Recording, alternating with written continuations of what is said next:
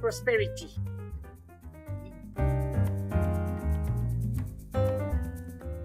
Insecurity.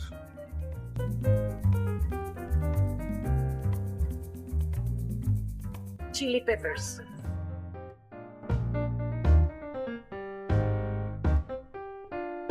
La Barra de Lado, of course. Or I have to say something else.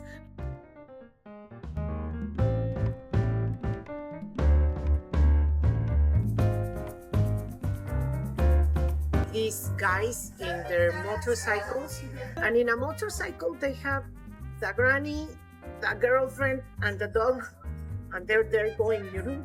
That's a real. Well, Frida Kahlo for me.